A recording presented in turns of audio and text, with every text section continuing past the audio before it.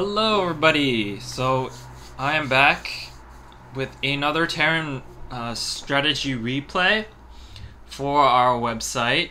If you guys haven't gotten on there yet, please check it out. It's starcraftnetwork.com. So you can go on there, sign up, do some posting. I'm gonna be posting quite a few more strategy video tutorials once I get going, because I did install Windows 7 Pro on my new computer, and now everything's running a lot more smoothly. I can convert faster and I'll be able to supply you with more videos. But we're gonna get this thing going. This is another platinum game between myself and this is Imperatrices. And I'm sorry if I'm totally butchering your name. Imperatrices S, Imperatrice S. But this is a PvT game on Blistering Sands, I believe. And yeah, so with the Protoss versus Terran, it's usually a pretty, Terran players like to use a pretty heavy Marauder rush, Marauder Marines bio ball rush, and it's really effective simply because, you know, they're really strong against gateway units. But interestingly enough, as you'll see how this kind of pans out, the Protoss player goes for a tech rush into Void Rays, and it is pretty deadly if you're not expecting it. But as we, you know, so far for him, he's playing pretty standard. I decide to go for actually a far wall off with my supply depot over here, and this is how you pretty much do a far wall off on Blistering Sands. You can use it to defend your natural expansion, and you can take it freely without having to worry, simply because your wall off is a little bit further out. So the formula for this is to actually build a supply depot here on this kind of like little ridge here, and if you're over on this side, you can build it like around here. Then you build a barracks, and finally another supply depot on the far end to block it off completely. So he's going for a pretty standard build. He's got his gateway coming out. He's got his gateway coming out a little bit faster than my barracks, simply because I decided to get 13 SCVs before my barracks, but it's not a huge deal. And he's going for his early gas, and that way he can transition into tech a little bit earlier. So I'm doing a little bit of scouting here.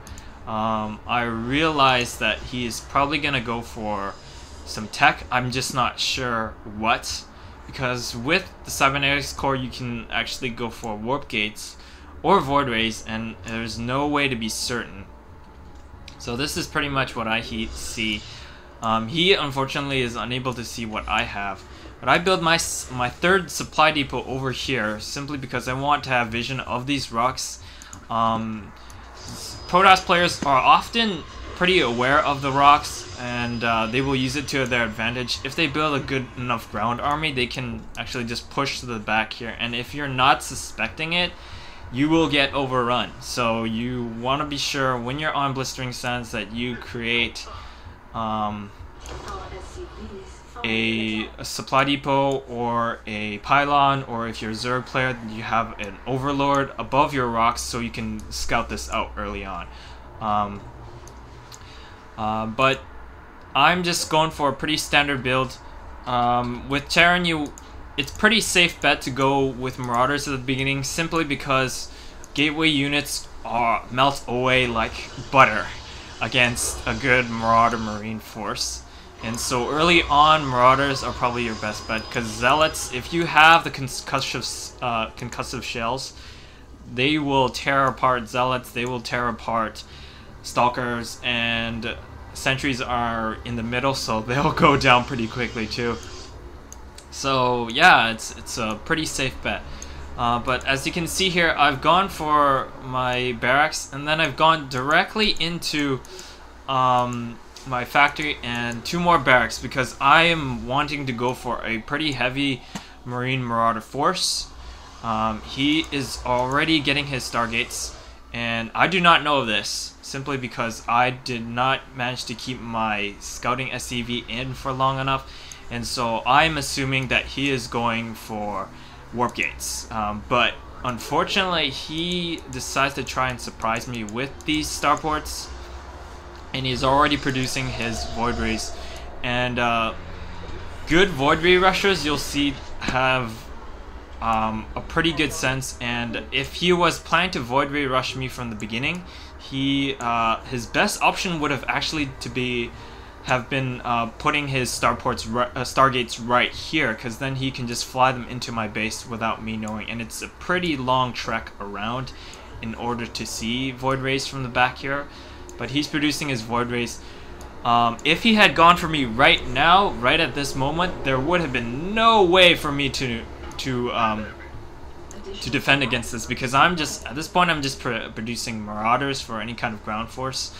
And it's until now that I decided to go for a few Marines. But I do a scan here and realize that there are 2 Stargates, and I'm like, oh crap, there are going to be Void Rays on the field. So I panic and go for a engineering bay right away, and pray to the gods that he does not get his Void Rays into my base before my engineering bay is up. But he's flying his 2 Void Rays into the back here, and this is a pretty solid strategy for the Protoss. But it's unfortunate that he did not put his Stargates right here, because the flying distance would have been a lot shorter. So he's flying around to the back here, and I pulled 2 SCVs off the line and build a total of 4 turrets here at the back in order to defend it against it. And at the same time, I've pumped out a few Vikings and a few Marines in order to defend against it. But I'm expecting Void Ray Rush pretty soon, and he's flying to the back here. He's got 3 on the field here. Ideally, you want to have 4 if you're planning to Void Ray Rush, simply because 4 seems to be a good number. I don't know why, but it'll take down any kind of Marines or turrets pretty easily if you have 4. That seems to be the special number for me. But he's going to just fly in here with 3. And luckily enough for me, I was able to get a few turrets up. Unfortunately for this SCV, it dies, and this turret dies pretty quickly too, simply because it was in the process of building.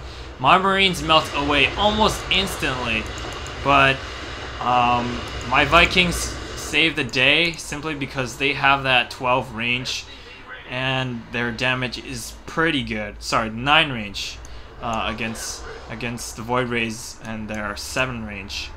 6 range in there. Oh yeah, I forgot about the debuff, the nerf before the beta came out. But only 6 range.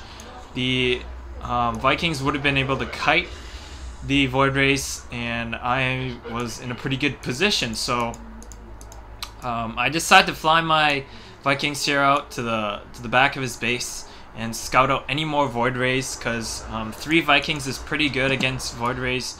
You can kill a single Void Ray in about 1 wave. And I spot that he's going for Phoenixes because he probably realized that he's going to need something to take on my Vikings, but Vikings being the beasts that they are, and the huge damage of 14 versus armored and 10 against air, they're able to take out his Phoenixes pretty bad. I decided to land on the back